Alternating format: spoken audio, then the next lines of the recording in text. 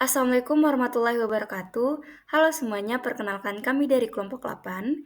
Pertama-tama kami ucapkan terima kasih kepada Bu Anami selaku dosen pengampu dari mata kuliah biologi molekuler dan genetik.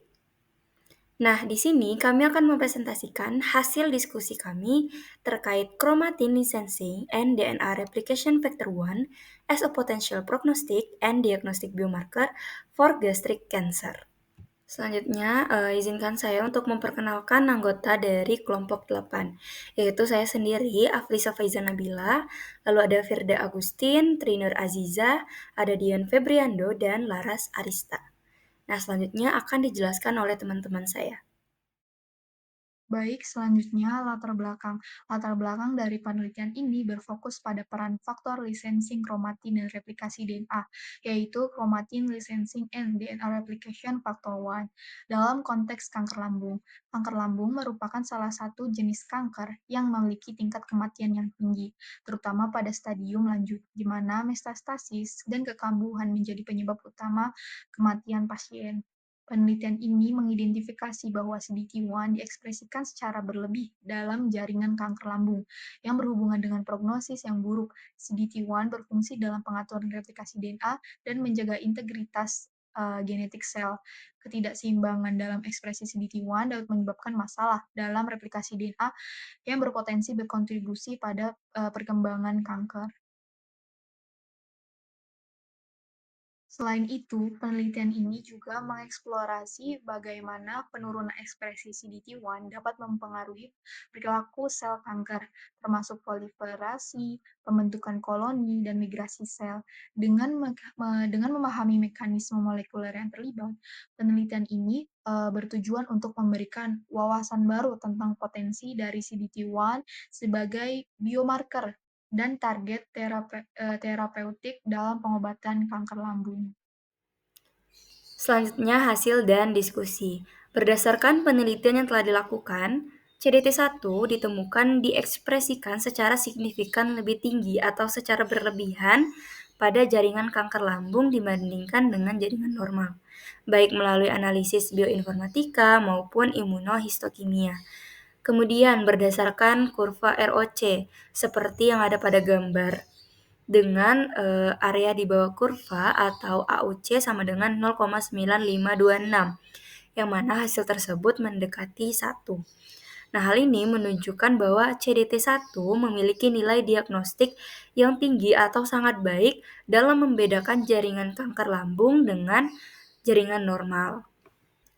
Lalu, peningkatan kadar CDT1 berkorelasi signifikan dengan stadium tumor, T-grade, dan invasi saraf. Selanjutnya, kurva keberlangsungan hidup Kaplan-Meier menunjukkan bahwa ekspresi CDT1 yang tinggi berkorelasi signifikan dengan prognosis yang lebih buruk dibandingkan pasien dengan CDT1 rendah, yaitu pada OS, FP, maupun PPS-nya. Pada gambar tersebut, CDE merupakan kurva keberlangsungan hidup Kaplan-Meier, yang mana C adalah overall survival atau OS, yaitu keberlangsungan hidup secara keseluruhan sejak diagnosis atau pengobatan hingga kematian pasien. Nah, pasien dengan ekspresi CDT1 yang tinggi, yang ditandai dengan garis merah, itu memiliki kurva yang menurun lebih cepat dibandingkan dengan pasien CDT1 rendah, yang menunjukkan bahwa pasien dengan CDT1 tinggi memiliki kecenderungan waktu keberlangsungan hidup yang lebih pendek.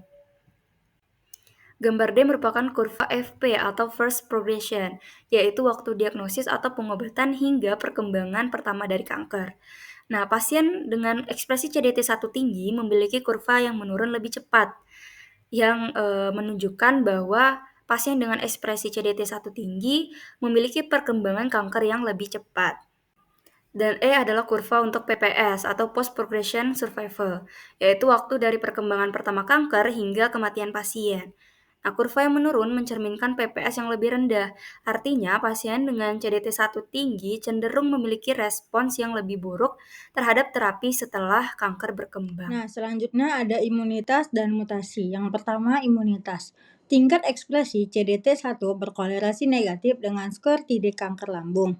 Hal ini menunjukkan bahwa kelompok ekspresi CDT1 tinggi memiliki potensi pelarian imun yang lebih rendah dibandingkan kelompok ekspresi CDT1 rendah. Sehingga kelompok dengan ekspresi CDT1 tinggi lebih responsif terhadap imunoterapi. Nah, yang kedua ada mutasi. Tingkat ekspresi CDT1 berkolerasi positif dengan skor TMB kanker lambung, yang berarti ekspresi tinggi CDT1 terkait dengan lebih banyak mutasi genetik dalam tumor.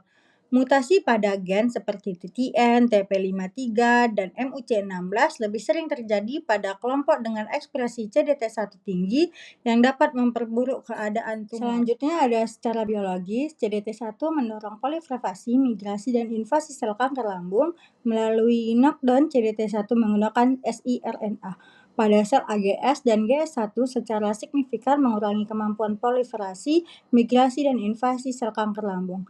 Efek ini diiringi dengan perubahan ekspresi protein yang terkait dengan transisi epitel mesenkimal atau IMT dan regulasi siklus sel knockdown CDT1 meningkatkan ekspresi ecederin dan menurunkan ekspresi encederin, silin D1, dan MCM5 yang menunjukkan penekanan pada proliferasi dan mekanisme replikasi DNA yang berlebihan.